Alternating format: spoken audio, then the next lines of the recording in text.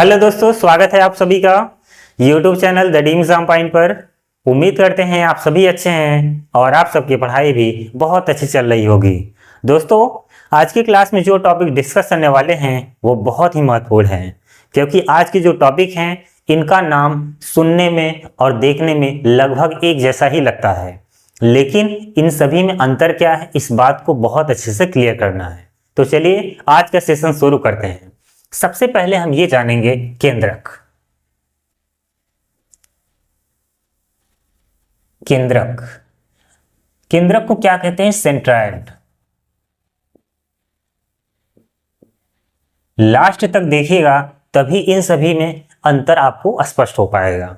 तो केंद्रक क्या होता है, उसके बाद हम दूसरा टॉपिक लेंगे, फिर तीसरा, फिर चौथा। तो देखिए, केंद्रक जो होता है इसके लिए हमें एक त्रिभुज बनाना होगा। कोई भी त्रिभुज है, मान लीजिए जहां पर मैंने एक ट्रायंगल लिया और इसका नाम मैंने क्या रख दिया, ए बी सी। तो किसी भी त्रिभुज में तीन भुजाएं होती हैं, तीन साइड होता है, ठीक। तो अगर शीर्ष से सम्मुख भुजा के मध्य बिंदु को मिला दिया जाए, जैसे अगर शीर्ष ए की बात करें तो इसके सामने वाली भुजा कौन है, बीसी। तो बीसी का मध्य बिंदु यहीं कहीं होगा। अगर हम शीर्ष ए को यहां से मिला दें, यहां से मिला दें, तो ये जो पॉइंट है डी, तो यहां माध्यिका एडी हो जाएगी। आपको बताया गया है कि अगर हम किसी भी त्रिभुज में शीर्ष से उसके सम्मुख भुजा के मध्य बिंदु से मिला दें तो प्राप्त रेखाखंड त्रिभुज की माध्यिका कहलाती है। अभी हम माध्यिका खींच रहे हैं। ऐसे ही अगर शीर्ष सी से खींचना हो तो इसके सामने वाली भुजा कौन है, ए बी। तो ए बी का मध्य बिंदु कहीं होगा, तो इसको हम यहां से मिला देंगे। लाइन एकदम सीधा होना चाहिए, ठीक है। मेरा तो तिरछा हो जा रहा है तो आप ध्यान दीजिएगा।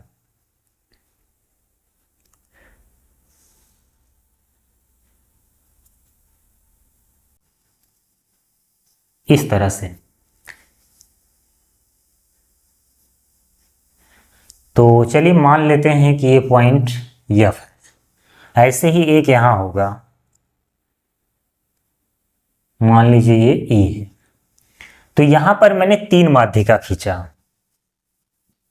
यहां माध्यिका कौन कौन है, ए डी बी ई व सी एफ, तीन माध्यिका है यहां पर। और तीनों माध्यिकाएं अगर आप देखेंगे तो यहां पर प्रतिच्छेद कर रही हैं या मिल रही हैं।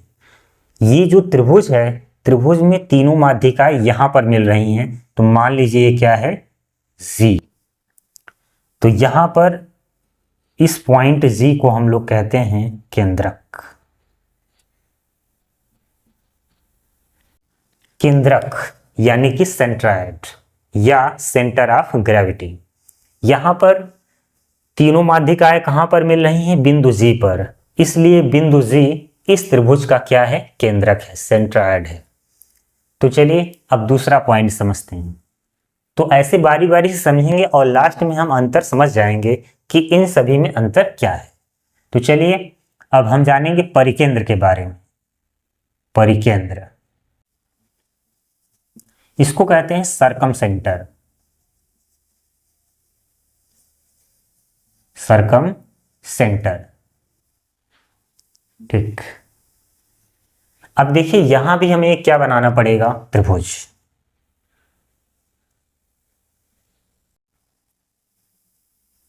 तो इसका नाम रख दिया जाए पी क्यू आर।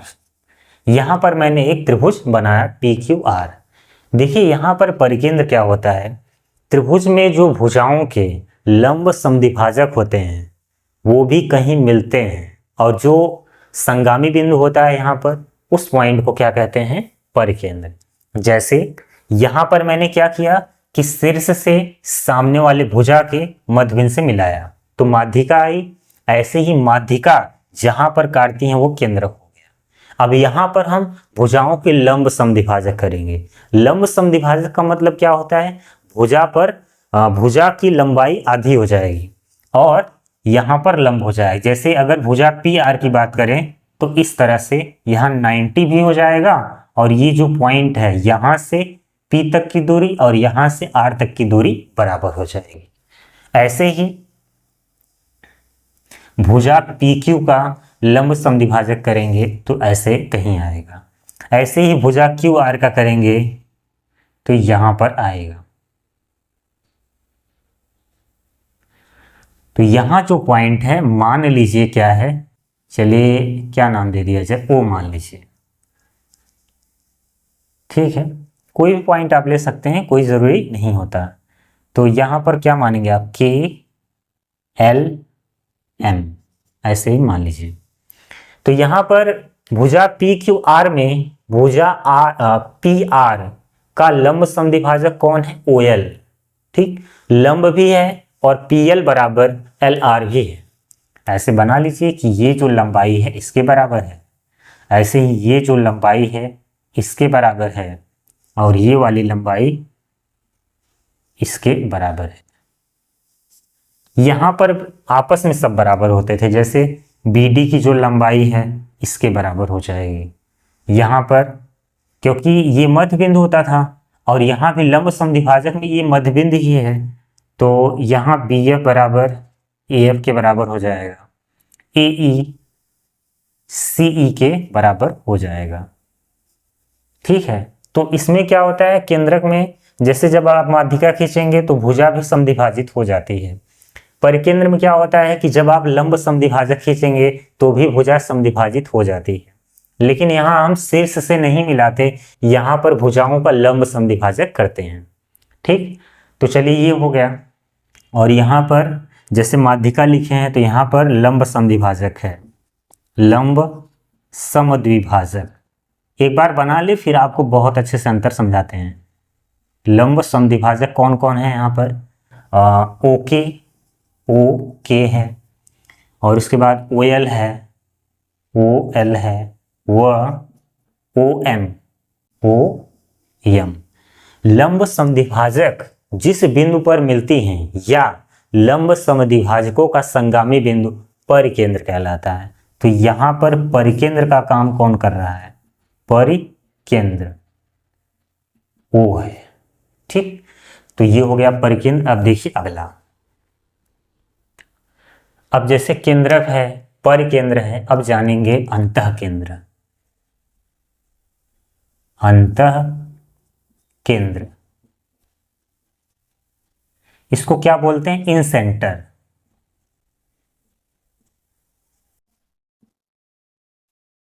इन सेंटर में क्या होता है, ध्यान से देखिए, यहां पर क्या होगा, कोई त्रिभुज होगा,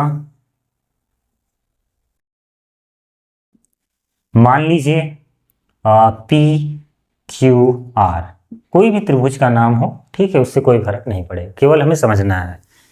तो अगर त्रिभुज की बात कर रहे हैं तो किसी भी त्रिभुज में 3 अंतःकोण होते हैं। तो यहाँ पर त्रिभुज में PQR कोण है। जैसे आपने यहाँ लंब समद्विभाजक किया तो भुजा समद्विभाजित हो गई और उस पर लंब आ गया। ऐसे ही अगर हम कोण का समद्विभाजक करें तो कोण भी समान भागों में बढ़ जाएगा। तो अगर हम कोण P का समद्विभाजक रेखा खींचें तो कुछ इस तरह से आएगा।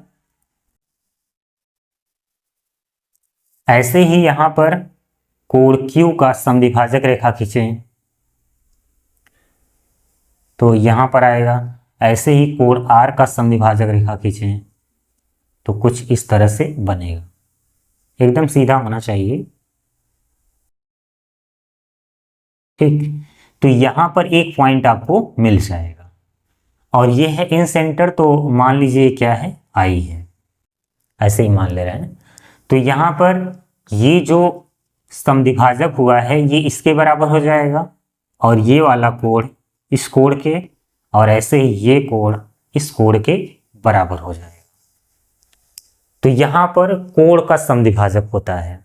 अब चलिए एक और बनाते हैं, फिर आपको अंतर बहुत अच्छे से क्लियर कराएं। तो वैसे यहां पर ये जो I है, I क्या है, अंतः केंद्र है, अंतः केंद्र। अंतः केंद्र यहां पर कौन है, I। एक और बच रहा है अभी, कौन? लंब केंद्र। लंब केंद्र। लंब केंद्र को क्या कहते हैं भाई? Ortho centre.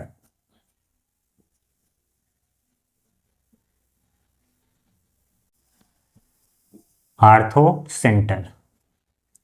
तो इसमें भी हमें एक ट्रायंगल बनाना होगा, तो चलिए बना लेते हैं।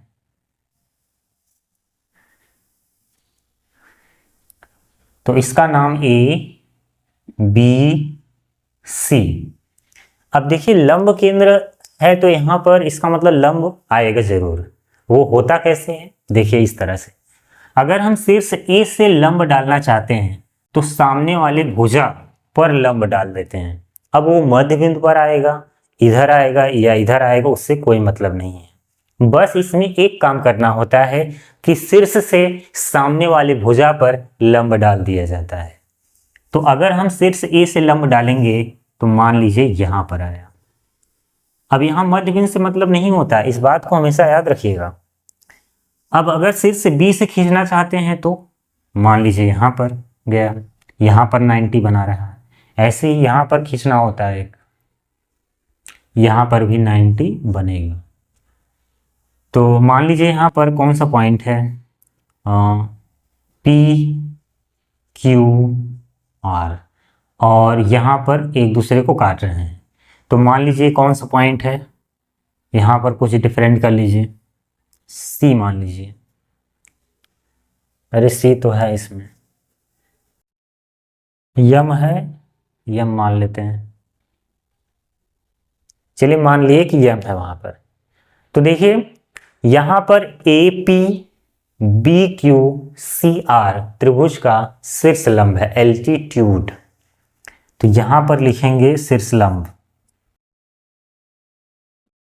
शीर्ष लंब। तो शीर्ष लंब क्या है यहां पर?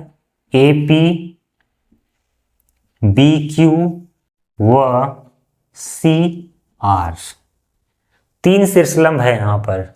और यहां पर लंब केंद्र कौन है? लंब केंद्र कौन है भाई? यम। तो देखिए यहां पर मैंने क्या किया, चारों को एक साथ चित्र बना दिया है ताकि आपको समझने में आसानी हो और हमें समझाने में आसानी हो। देखिए जब हम केंद्र खींचते हैं तो यहां पर माध्यिकाएं आती हैं। माध्यिका क्या होता है? परिभाषा भी मैं आपको बता दे रहा हूं ताकि आपको इन चारों में अंतर आपको बहुत अच्छे से क्लियर हो पाए। देखिए किसी त्रिभुज में किसी शीर्ष से सम्मुख भुजा के मध्य बिंदु को मिलाने से प्राप्त रेखाखंड त्रिभुज की माध्यिका कहलाती है। यानी जो एडी है त्रिभुज की माध्यिका है। ऐसे ही बीई माध्यिका है, सीएफ माध्यिका है। तो डी ई एफ भुजा बीसी एसी ए बी के मध्य बिंदु है, यानी डी बीसी का मध्य बिंदु होता है, इसलिए बी डी सी डी बराबर हो जाते हैं। ई ए सी का मध्य बिंदु होता है, इसलिए ए ई बराबर सी ई हो जाते हैं। एफ ए बी का मध्य बिंदु है, इसलिए ए एफ बराबर बी एफ। तीनों माध्यिकाएं जिस बिंदु पर मिल रही हैं उसे त्रिभुज का केंद्रक सेंट्राइड कहते हैं। तो यहाँ तीन माध्यिका होती है। अगर आपसे कोई पूछेगा कि बताइए त्रिभुज में कितनी माध्यिकाएं होती हैं, कितनी मीडियन लाइन होती है, तो आप क्या बताएंगे? तीन। ठीक है, तीन से ज्यादा कभी मत बताइएगा। तो यहां पर तीन होती हैं, केंद्रक जी है। अब यहां पर देखिए जैसे यहां पर आपने शीर्ष ए से सामने वाले भुजा के मध्य बिंदु से मिलाया तो भुजा आधा आधा बट गई। जब हम परिकेंद्र में आते हैं तो यहां भुजाओं का लंब समद्विभाजक खींचा जाता है। तो यहां लंब समद्विभाजक में तीन लाइन है, ओएल है, ओएम है, ओके है, यानी कि भुजा पी आर का लंब समद्विभाजक किया गया। तो यहां पर पीएल और एल आर लंबाई में बराबर हो गए और समकोण भी बनाएंगे क्योंकि ये लंब समद्विभाजक है। लंब का मतलब समकोण बनाएंगे और समद्विभाजक का मतलब भुजा बराबर भागों में बट जाती है। ऐसे यहां पर क्यू के आर के बराबर हो जाता है, पी एम क्यू एम बराबर हो जाता है। त्रिभुज में तीनों भुजाओं के लंब समद्विभाजकों का संगामी बिंदु त्रिभुज का परिकेंद्र कहलाता है। ठीक, अब यहां पर आते हैं अंतः केंद्र में। जैसे यहां पर भुजाओं का लंब समद्विभाजक है, यहां पर कोणों का समद्विभाजक किया गया है। कोणों का समद्विभाजक करने का मतलब यही है कि कोण दो समान भागों में बटेगा। जैसे देखिए, कोण P का आपने क्या किया समद्विभाजक, तो PI लाइन आई, ऐसे ही QI आया, कोण Q का समद्विभाजक रेखा खींचने पर। RI है, यहाँ पर तीनों कोणों का समद्विभाजकों का संगामी बिंदु कौन है, I, और I जो पॉइंट है यहाँ पर त्रिभुज का अंतः केंद्र कहलाएगा। तो यहाँ पर अंतः केंद्र कौन है, I। अब देखते हैं लंब केंद्र में क्या है, आर्थो सेंटर। तो यहाँ पर तीनों शीर्षलंब का संगामी बिंदु त्रिभुज का लंब केंद्र कहलाता है। तो यहाँ पर क्या है कि जैसे शीर्ष A से सम्मुख भुजा पर लंब डाला जाएगा। अब वो कहाँ पर आ रहा है इससे कोई मतलब नहीं, हो सकता है कि मध्य बिंदु पर ही आ जाए, लेकिन कोई आवश्यक नहीं है। तो यहाँ पर AP BQ RC क्या है, शीर्षलंब एल्टीट्यूड, और लंब केंद्र कौन है, यम। तो ये जो चारों टॉपिक हैं इनका नाम एक जैसा ही लगेगा, क्योंकि लास्ट में जैसे यहाँ केंद्र है, यहाँ भी केंद्र है, केंद्र केंद्र, तो ये बहुत ही अनिवार्य हो जाता है कि इन चारों में अंतर आपको बहुत अच्छे से क्लियर रहे। अब एक बहुत ही खास अंतर है, एक बहुत ही महत्वपूर्ण फैक्ट क्या है, एक हम ऐसा त्रिभुज, चलिए इसको मिटा दें फिर समझाएं।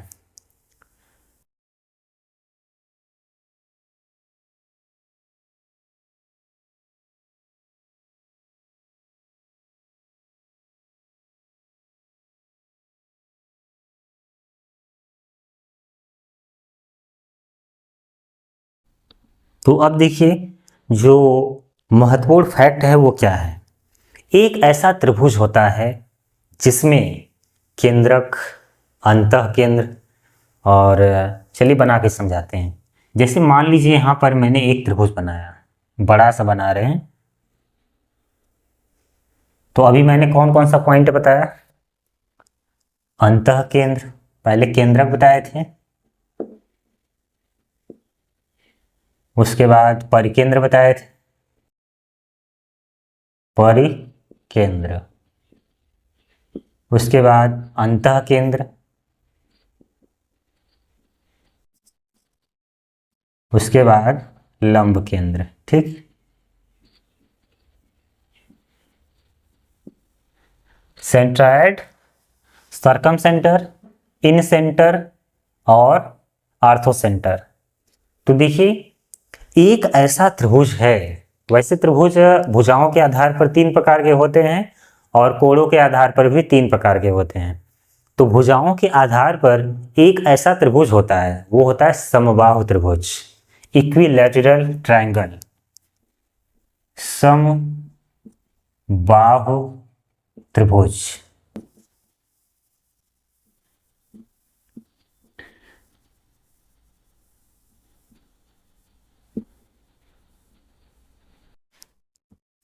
Equilateral triangle.